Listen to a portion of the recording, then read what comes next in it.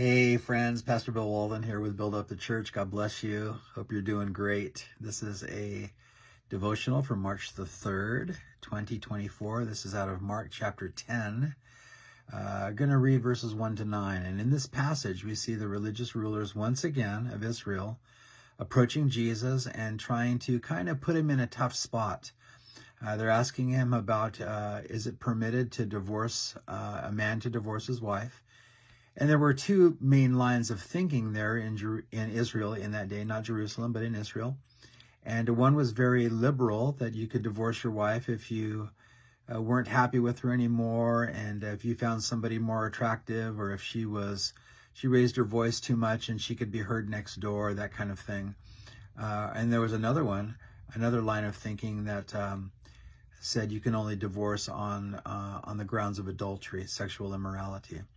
And so it was a hotly debated topic, and, it was a divided topic in Israel among the Jewish people. And so in asking these kinds of questions, the religious rulers wanted to put Jesus in the middle and have him side with one side or the other. And in doing so, he would put himself, at odds with half of the population. So they wanted to put him in a position where he didn't look good to anybody. But this is how the passage went. Let me read to you. Mark chapter 10, verse 1. He rose from there and came to the region of Judea by the other side of the Jordan, and multitudes gathered to him again. And as he was accustomed, he taught them. I love that. Jesus loved to teach the word of God, and it was his custom. And when there was a crowd there, he's ready to preach. He's ready to teach. The Pharisees came and asked him, is it lawful for a man to divorce his wife? And they were testing him. And that word testing is often translated, they were tempting him. They were trying to make him fail in one way or another. And he answered and said to them, what did Moses command you? So Jesus went back to the word of God again. And they said, Moses permitted a man to write a certificate of divorce, and to dismiss her. And Jesus answered and said to them, because of the hardness of your heart, he wrote you this precept. So God is merciful, and he would allow divorce to happen if a man was just emotionally, or a woman, just brutalizing their spouse. It's like, you know what? Don't brutalize them. Just, I would say to the man up and go on your way. But that wasn't God's design. So it was a concession, and it was something that God allowed, but it wasn't God's intention. And if we're going to seriously follow the ways of God, then we need to seek his heart, not what he allows for. So Jesus answered, said to them, because of the hardness of your heart, he wrote you this precept. But from the beginning of the creation, and here's God's design, and we see it with Adam and Eve, God made them male and female. And for this reason, a man shall leave his father and mother and be joined to his wife, and the two shall become one flesh.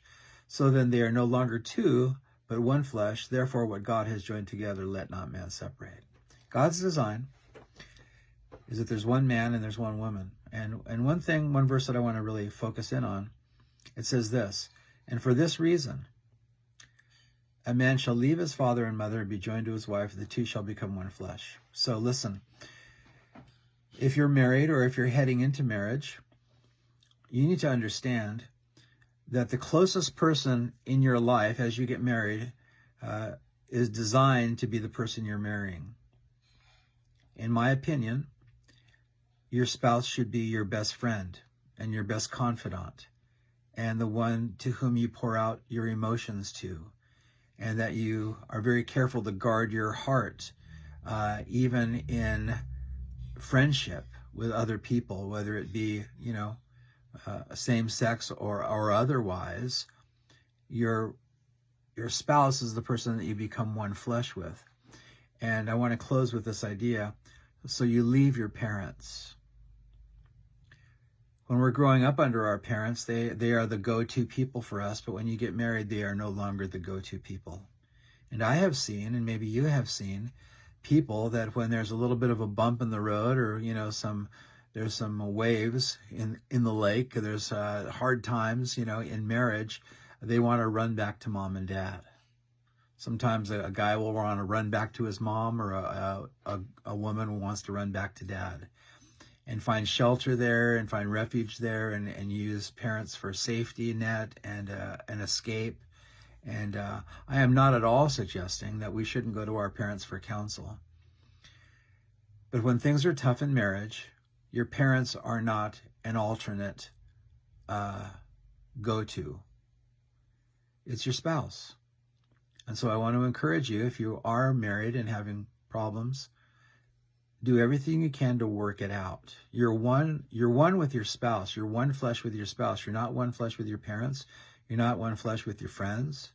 You're not one flesh with your counselors and the people you look up to. And all those people can be a terrific blessing and a terrific help, but you're one flesh with your spouse. So don't run back to mom and dad. I'm not saying, once again, I'm not saying you don't go to mom and dad for counsel, but you don't retreat to them. In my opinion, you stay home the best you can and work it out, because that's God's design. And I know that there's people that are going to say, but what if this, what if that? I'm not talking about all the what ifs. And I know the what ifs can be very strong and very discouraging. And I understand all that. I've been a pastor 30-something years. I've heard a lot of variations on this. I'm not saying there aren't other situations. What I'm saying is that God's design is this: husband, wife, one flesh together. And that's the place that you want to stay as much as possible. And that's the place you don't want to run from. You don't want to easily run to mom and dad or run to somebody else or something like that. The two have become one. So do your best, by God's grace, to work it out. Hang in there. You got to sleep on the couch, whatever it is, you work it out. You stay home, you work it out. So I know marriage can be a huge challenge because it's so personal. But don't use mom and dad for an escape plan, okay?